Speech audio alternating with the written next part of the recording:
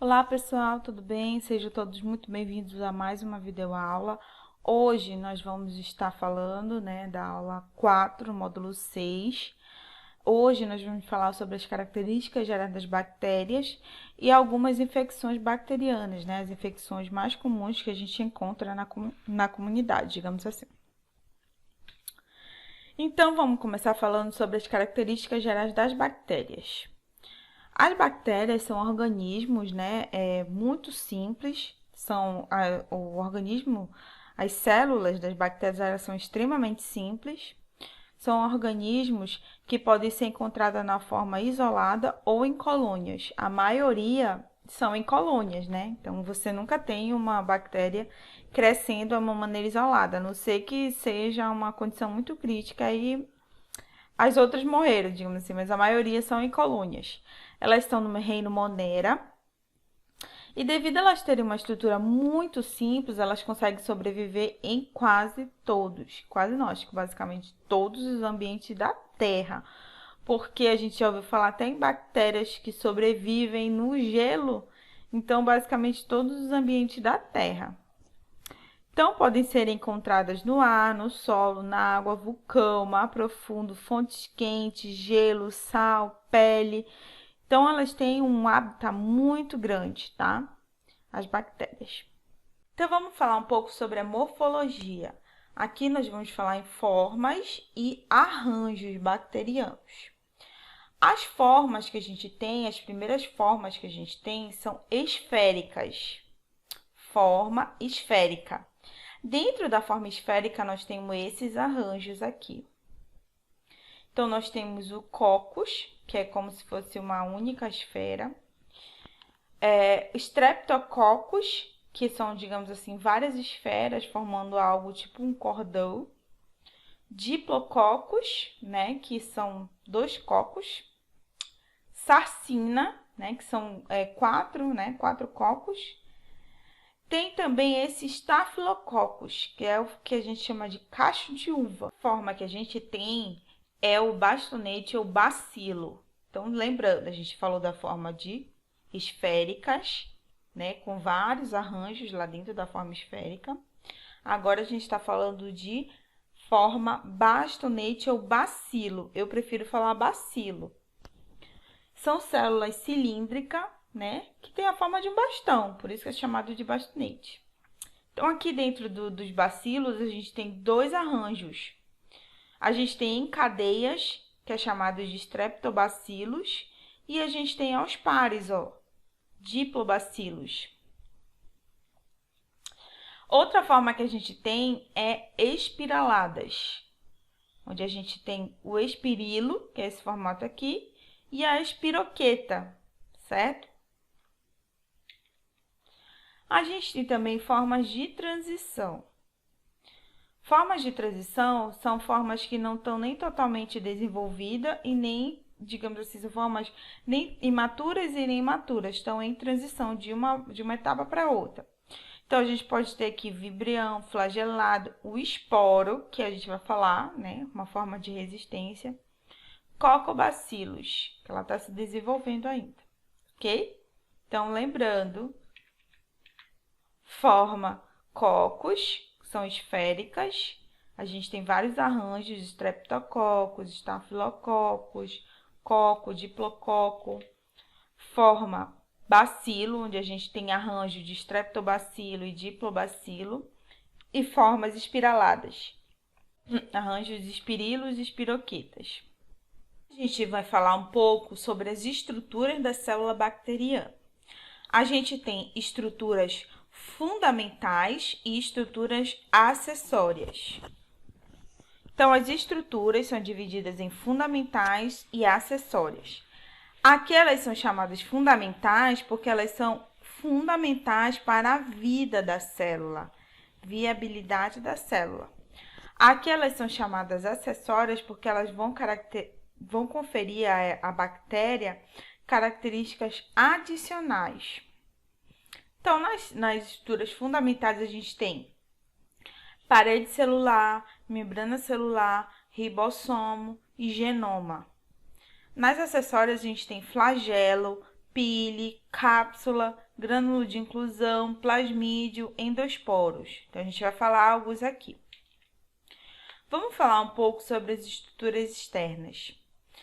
Primeiro que a gente vai falar são parede celular. É um envoltório semirrígido, né? Composto por peptídeo glicano e responsável pela forma e proteção da célula bacteriana. Grave esse nome, peptídeo glicano. O que é peptídeo glicano? São polímeros, né, de carboidratos associados a proteínas, ok? Então, as bactérias podem ser divididas em dois grandes grupos a partir da composição dessa parede celular. Então, a gente tem, devido a essa composição da parede celular, bactérias gram-positivas e bactérias gram-negativas. Então, por exemplo, aqui é uma célula bacteriana, né, que é um bacilo, um exemplo de uma célula bacteriana. E em destaque, a gente tem essa estrutura externa, que é chamada de parede celular, bem aqui, tá? É como se fosse um revestimento da célula. Dessa parede celular, a gente tem uma composição que a gente vai falar. Então, de acordo com o tipo de bactéria, a gente tem uma composição química na parede celular. Eu não sei se alguém já ouviu falar, mas é muito comum a gente pronunciar bactérias gram-positivas e bactérias gram-negativas. Aqui é um exemplo de uma bactéria gram-positiva. Aqui ó, é um recorte, uma ampliação de como seria a parede celular, a parede bacteriana. Essas partes em rosa são as substâncias peptídeo-glicano. Entre ele, ancorado, tem os ácidos teicoicos. Então, aqui a gente tem uma parede, né, uma camada espessa de peptídeo-glicano nas gram-positivas. Nas bactérias gram-negativas, a gente já não tem essa camada espessa de peptídeo-glicano, tô vendo aqui? Ela é um pouco mais fina, mas em compensação a gente tem uma membrana adicional, que é chamado de membrana externa. Então, essa membrana externa, ela acaba conferindo uma proteção adicional para as bactérias gram-negativas.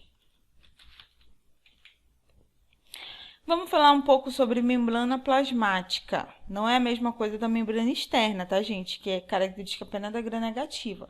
Estou falando de membrana plasmática que todas têm. A membrana plasmática, bem aqui, ó, tá vendo? Ela fica meio que junto da parede celular. Mas ela tem outras funções, né? Proteção, transporte seletivo de nutrientes, porque dentro da parede, dentro da membrana, a gente tem substâncias, né? A gente sabe que membranas também são compostas por lipídios, carboidratos e proteínas. Então, a gente tem Essas substâncias acabam facilitando o transporte seletivo de nutrientes. O que é isso? Significa que elas controlam o que entra e o que sai. Então, tem também síntese do compostos da parede celular, armazenamento e secreção de enzimas, respiração celular. É nela que fica ancorado flagelos, fibras e pili quando a bactéria tem. E ela que comanda a divisão bacteriana, né, para a reprodução. Outra estrutura que a gente tem já é o glicocálice. O glicocálice também é chamado de cápsula, tá? É ligado à parede celular com o revestimento externo. Se organizado de maneira definida e acoplado firmemente à parede celular, recebe o nome de cápsula. Se estiver desorganizado ou frouxamente acoplado à parede celular, chama-se de camada limosa. Qual é a função da cápsula? Aqui, ó, tá? Impedir que a célula seja fagocitada. Então, não são todas as bactérias que têm cápsula, mas as que têm essa cápsula, o glicocálice, elas acabam sendo mais dificultosas do que as nossas células de defesa consigam fagocitar. Então, essas cápsulas elas servem para promover a adesão da bactéria em diferentes substratos, né? Adesão é como se fosse fixação, sendo no trato respiratório, mucosa intestinal, e proteger a bactéria contra desidratação e choques mecânicos. Outra estrutura acessória que a gente tem são os flagelos, né? Que a gente já está falando de estrutura acessória, desde lá do glicocálice. Então, o flagelo não são todas as bactérias que têm flagelos. As bactérias flageladas, quando ela tem esse flagelo, significa que é responsável pelo deslocamento, ou seja, significa que é uma bactéria que consegue se locomover dentro do corpo, ok? Então, estende-se a partir da membrana celular, passa pela parede celular e atinge a região externa. Olha aqui, o número de flagelos, tem bactérias que têm um flagelo, tem bactérias que têm vários. Então, com certeza, essa que tem mais, ela se locomove muito mais rápido, né? Ele faz esse movimento aqui, 360 graus, e aí ela consegue movimentar a célula dentro do organismo, né? A gente tem também fíbrias e pili. São essas como se fossem pelinhos, né? Mais curtos. Aqui é os flagelos e aqui é mais curtinho. Então, são apêndices que se estendem na membrana plasmática, passando pela parede celular, cápsula, emergindo para o meio externo. Serve para fixar o substrato em outras células.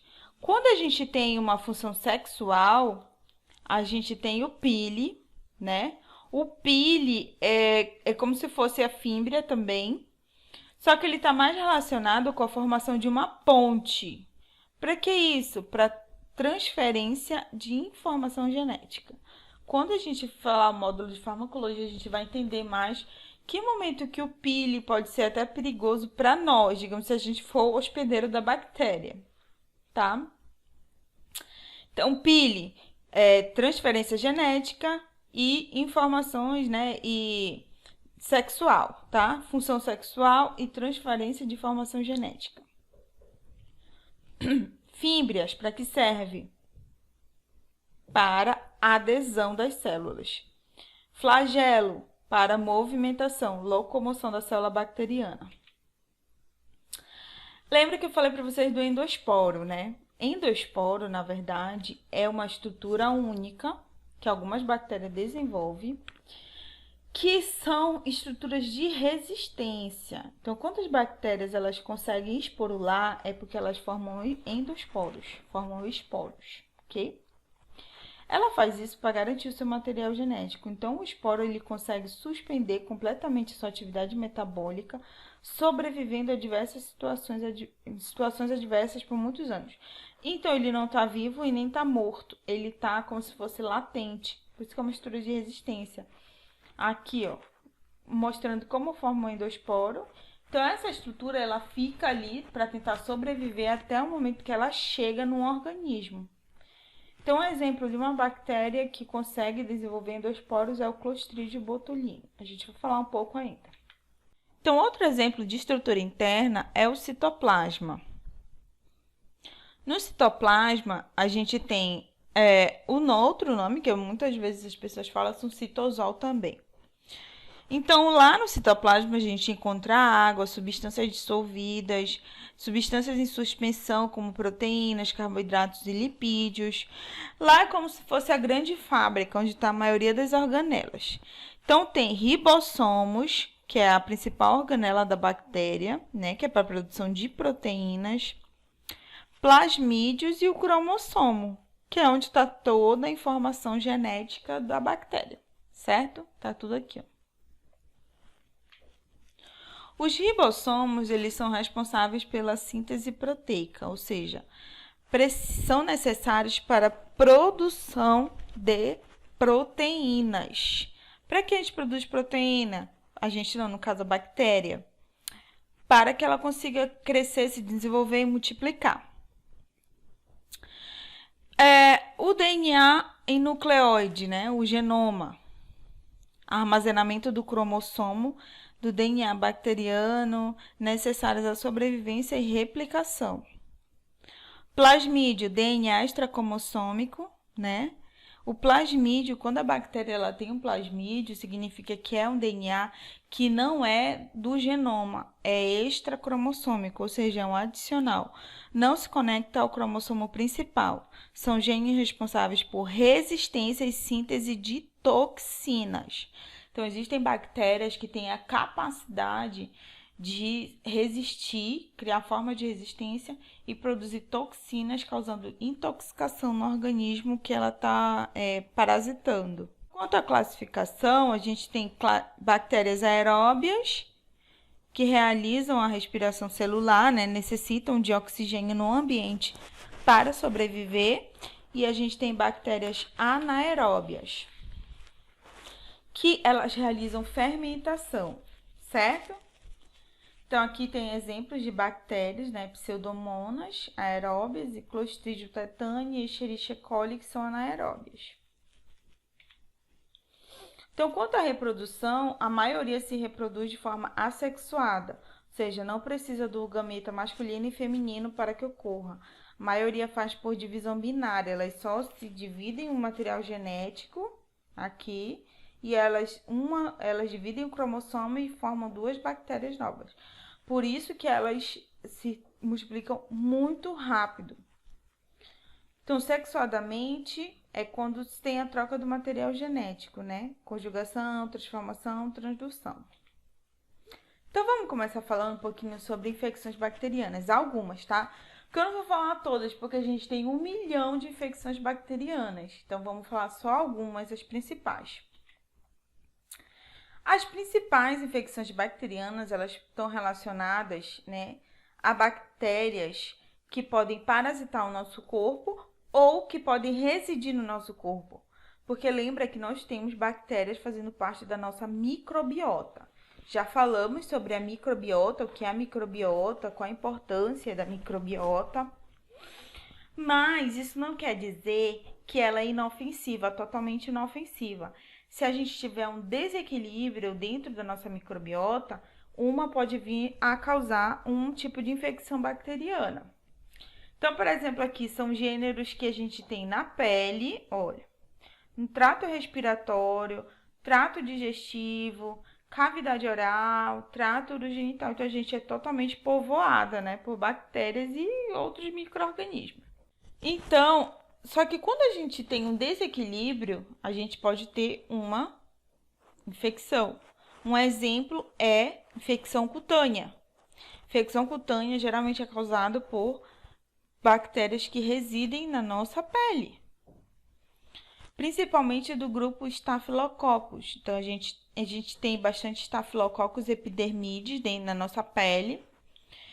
Então, causa o quê? Quando a gente tem, por exemplo, assim, que arranca um pelo, e aí você tem um ferimento, né? Você começa a ter infecção, você tem furúnculo, abscesso, foliculite, que é de depilação, acne. Então, tudo isso são bactérias que acabaram atingindo outra camada da pele e gerando um processo infeccioso. Aí a gente vai aumentando aqui a gravidade da situação, né? Por exemplo, a hanseníase, que é um bacilo, né? Mycobacterium lepre, ou também chamado de bacilo de Hansen, isso aqui, um bacilo, estão vendo? A forma de transmissão é contato direto com pessoas doentes, pela pele ou pelo ar, após contato próximo e prolongado. Sintomas: aparecimento de manchas na pele, sensibilidade alterada, então a pessoa não tem menor sensibilidade ao tato. Ulcerações e deformidades, se aquela lesão for evoluindo, né? Lesões na terminação nervosa causando perda da sensibilidade, certo? Profilaxia, educação sanitária, tratamento imediato dos doentes, vacinar todos os familiares, que a vacina da BCG ela cobre um pouco da bacilo de Hansen, mas lembrando que é só 50% a cobertura vacinal. Pneumonia, que agora a gente está tendo bastante casos, né, derivado do lado do coronavírus. A pneumonia, geralmente, ela é causada pelo Streptococcus pneumoniae, né? Por onde é que é a forma de transmissão? Pelo ar, então você inala a bactéria. Sintomas: infecção pulmonar aguda com calafrio, febre, dor nas costas, tosse que pode ter, expectoração sanguinolenta. Então, o pulmão fica infiltrado, né? Como a gente pode ver aqui, ó, de secreção de bactérias. Aqui, ó. É um Streptococcus, tá vendo? A profilaxia mais recomendada é não permanecer em locais sem ventilação muito. Outra infecção que a gente tem é a meningite bacteriana, que é causada aqui pela Neisseria meningitidis. Olha, essa daqui, são diplococos. Forma de transmissão pelo ar e saliva, contaminado pela bactéria. Então, essa bactéria, ela consegue atravessar a barreira hematocefálica e causar inflamação das meninges, causando diarreia, vômito, convulsão, hemorragias, né, interna, hipotensão arterial, choque e, frequentemente, a morte, tá? Então, é muito importante que se faça a cobertura vacinal também com a meningocócica. E aí, a gente tem a tuberculose, que é outro bacilo aqui, ó. É o Mycobacterium tuberculose, que é também chamado de bacilo de Koch, ok? Transmissão, vias aéreas, pelo ar contaminado e saliva, né? Gotícula de saliva. Então, sintomas: tosse na forma seca ou produtiva por 3 semanas ou mais, assim como febre vespertina e sudorese noturna, emagrecimento, cansaço e fadiga. Profilaxia, vacinação e evitar contato com pessoas contaminadas. Lembrando que no caso da BCG a gente tem uma cobertura vacinal um pouco menor. Então, evitar, né, permanecer em ambientes muito fechados e também fazer tratamento completo no caso de pessoas que já estão contaminadas. Difteria, né, que é uma doença já pouco prevalente, principalmente porque a gente tem uma boa cobertura vacinal, né, que bom. Então, a gente tem essa bactéria envolvida, né, forma de transmissão pelo ar contaminado, pela saliva. Sintomas: inflamação das amígdalas, faringe e mucosa nasal. A bactéria produz toxina que destrói as fibras cardíacas, células nervosas e renais. Então, imagina, a pessoa que quando a bactéria ela produz toxina, ela é muito mais complicada. Então, a vacina, a gente tem a DTP, né, que cobre difteria, tétano e coqueluche, né? A gente tem o tétano, também, que é uma doença que já não é tão prevalente, mas sempre tem que ter o risco, né? Pelo Clostridium tetani, forma de transmissão, contaminação acidental, né? Infelizmente, com terra ou objetos contaminados com esporos, porque essas bactérias formam esporos, olha aqui, ó, do Clostridium tetani, aquela forma de resistência que eu falei para vocês. Sintomas: enrijecimento muscular por todo o corpo causada pela toxina tetânica, bloqueio da via de relaxamento dos músculos e espasmo muscular. Então, a gente tem aqui espasmo, rigidez no pescoço, tontura, suor excessivo, febre, palpitações. A gente tem também a vacina, né, que é difteria, tétano e coqueluche. E a gente tem o botulismo, que é outra situação causada pelo Clostridium botulino. É uma intoxicação alimentar, porque o problema desse Clostridium é que ele produz toxina potente, né, que é chamada toxina botulínica. Quem aqui já ouviu falar sobre isso dentro da estética? Acredito que algumas pessoas já ouviram, né, falar sobre a toxina botulínica. Por que descobriram? Porque sabe que a toxina ela tem uma ação para paralisar os músculos, principalmente. Então, a gente tem... como é que a gente consegue se contaminar com esse Clostridium botulino? Alimentos enlatados. Então, muito cuidado quem faz uso de alimentos enlatados, principalmente na forma crua.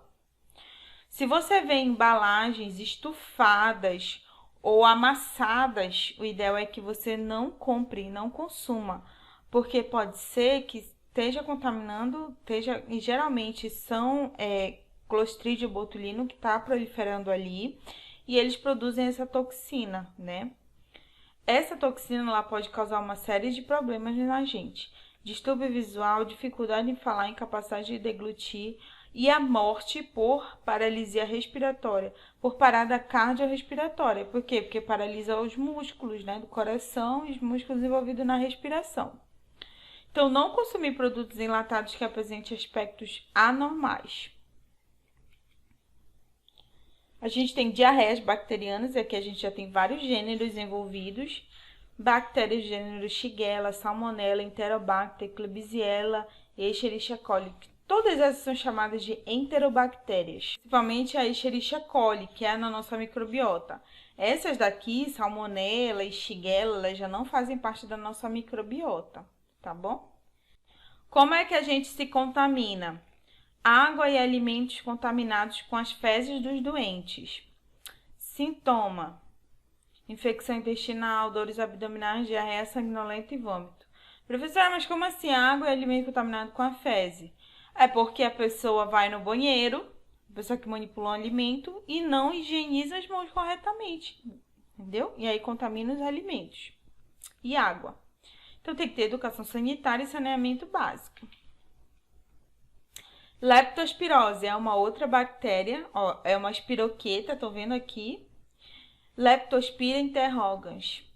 Forma de transmissão: água e alimentos contaminados pela urina de ratos e cães, principalmente ratos. A gente sabe que ele é o principal vetor. Contato e ingestão: a bactéria multiplica-se no rim desses animais sem causar danos. É eliminado pela urina por toda a vida do animal e aí a gente se contamina, né, com essa bactéria. E aí a gente tem calafrios, febre alta, dores articulares, lesões renais, icterícia, anemia e em certos casos até a morte. Ok? Então, por exemplo, assim, ó, coceira, dor de cabeça, febre, dor abdominal, olhos vermelhos, vômito, dores muscular, fica com a pele amarelada, que é chamada icterícia, frio, calafrio, diarreia, tá? Então, a gente tem uma série de sintomas. Então, a educação sanitária e adotar medidas que minimizem a proliferação dos ratos. Febre tifoide, que é causada pela Salmonella typhi, através da ingestão de água e alimentos contaminados com a fezes do doente. Então, a gente tem febre, dor de cabeça, fadiga, bradicardia, hemorragia nasal, diarreia, vômito, complicação de hemorragia intestinal, certo? Então, a gente tem úlceras, né? Ela acaba causando úlceras e hemorragia. Isso daí é uma complicação muito grave. Educação sanitária e saneamento básico. Vamos começar a falar sobre infecções por transmissão sexual agora. Primeiro que a gente vai falar é gonorreia. Neisseria gonorreia. Olha ela aqui, ó, um diplococo. Então, a gente tem a forma de transmissão através de relações sexuais, transfusão de sangue congênita, de mãe para feto. Transfusão de sangue, gente, a gente sempre coloca porque é o que se tem hoje no material, né? Mas isso quase não acontece. Porque o sangue, né, que vem lá dos centros, hemocentros, eles são muito analisados, o controle de qualidade é muito rígido. Geralmente é relação sexual e que acontece mesmo a contaminação. Ardência ao urinar, corrimento amarelado na uretra, lembrando que esse corrimento ele é abundante, certo? E tem um odor forte. Inflamações neurológicas, ósseas e articulares, e no recém-nascido pode causar cegueira. Então, aqui são um exemplo do corrimento amarelado. Esse corrimento ele é muito extenso, ele é abundante, e aí ele tem uma grande quantidade de bactérias. Então, o ideal é que se faça uso de preservativo e tenha educação sexual. Sífilis, né, que é uma doença que, olha, tá vindo, né, voltando, retornando de grande proporção aqui nesses últimos tempos. É uma outra também espiroqueta, pode olhar aqui, que é causada pelo Treponema pálido, é uma bactéria. A gente tem relações sexuais e forma congênita. Então, nesses últimos tempos, a gente tem visto muito aumento de casos de sífilis. Sintomas: aparecimento de uma pequena ferida. Eu vou falar dos sintomas, gente, na próxima slide, porque a sífilis ela é dividida em fases. Então, a profilaxia, uso de preservativo, realização de diagnóstico, né? Grávida faz também o teste de sífilis. Então, o que a gente tem? Primeiro de tudo, a gente tem a sífilis primária. 10 a 90 dias após o contágio, a gente vai ter uma ferida única, dura, né? Essa ferida tem um aspecto mais duro no local de entrada da bactéria. Se for a região genital, se for a boca, tá? Não dói, não coça, não arde e não tem pus, podendo estar acompanhado de ínguas na virilha. Então, preste atenção, é uma ferida que aparece, não dói, não coça, não arde e não tem pus. Essa é a sífilis primária, é o primeiro estágio. Entre a primária e a secundária, a gente pode ter chamada sífilis latente, que a pessoa fica assintomática. Então, de 6 semanas e 6 meses após a ferida inicial, a gente entra no segundo estágio, que é a sífilis secundária. Na sífilis secundária, a gente tem manchas no corpo, que geralmente não coçam, incluindo palma das mãos e planta dos pés. Pode ocorrer febre, mal-estar, dor de cabeça e íngua no corpo, né, na virilha. Então, a gente tem essas manchas avermelhadas aqui espalhadas pelo corpo, na palma da mão, na planta do pé. E aí, digamos assim, de 2 às vezes até 40 anos após essa infecção, a gente entra na sífilis terciária. Essa daqui é a mais complicada de todas. Lesão cutânea, lesão óssea, cardiovascular, neurológica, que quase sempre leva à morte, certo? Então, são lesões de formas irreversíveis que a gente tem que ter muito cuidado. O problema da sífilis, qual é? Principalmente porque ela evolui, é o que tem, vai do 1 para o 2, para o 3, e também porque a gente tem a transmissão congênita de mãe para o feto, né? O feto, ele pode nascer com uma série de problemas também. A gente tem o linfogranuloma venéreo, que é causada pela clamídia, né? Ou também só chamam clamídia, né? Causada pelas relações sexuais. A gente tem feridas nos órgãos genitais, secreção com pus, febre, mal-estar, íngua na virilha, profilaxia, uso de preservativos e educação sexual. Cancro mole, que é esse hemófilos do Crey, esse daqui, ó. Relações sexuais também é a forma de transmissão. Aqui a gente tem feridas múltiplas, né, dolorosas, de tamanho pequeno, com presença de pus. A gente tem uma ferida pequena, mas são múltiplas, ou seja, são várias feridinhas que aparecem com frequência nos órgãos genitais, tá? Como vocês podem ver aqui, tá? Uso de preservativos e educação sexual. Outra infecção muito importante que a gente tem que falar é infecções hospitalares, né? Que são bactérias multiresistentes ou superbactérias, como a Pseudomonas aeruginosa, Stenotrofomonas maltophilia, Staphylococcus aureus. Elas são multiresistentes porque elas são resistentes a vários tipos de droga. Então, uma pessoa que já está hospitalizada, ela pode acabar se contaminando com equipamentos, né, como catéteres, equipamento, como mãos, né, pessoa da equipe contaminado, maçanetas, pia, banheiro, superfícies. Então, hoje no hospital já se tem protocolos, já se tem comissões, tudo para rastrear infecções hospitalares, porque essas bactérias elas são extremamente difíceis de matar, digamos assim, de tratar. E uma pessoa que está internada, ela já é um paciente suscetível, e se contamina com uma bactéria dessa, é quase sempre óbito, tá? Então, lembrando que as bactérias, elas são seres muito desenvolvidos, então é por isso que a gente tem que ter muito cuidado quando a gente faz automedicação com antibióticos, porque quando você não consegue destruir uma bactéria, você acaba tornando ela resistente aos antibióticos mais comuns. Então, nesse período, né, de pandemia, onde que a gente está falando muito de antibiótico para combater, né, dentro do protocolo, a gente tem que ter responsabilidade e cuidado no uso desses antibióticos, ok? Então, pessoal, aqui termina a aula de hoje, certo? A próxima aula a gente vai estar falando já sobre eumintos, tá? Então, a gente vai falar sobre protozoários primeiro, certo? Na próxima aula a gente vai falar sobre protozoário, depois eumintos e depois ectoparasitas, fechando esse módulo. Então, espero que vocês tenham entendido. Por favor, leiam a apostila, revejam essas aulas, vocês façam o exercício e me mandem, porque como eu falei no grupo, esses exercícios eles vão integrar a nota do módulo de vocês. É uma forma da gente acompanhar que vocês estão conseguindo acompanhar as aulas e resolver os exercícios. Tirem dúvida comigo, me mandem as suas dúvidas. Tentem fazer o exercício. E aí a gente vai se falando ao longo da semana, tá ok? Então fiquem bem, até a próxima aula.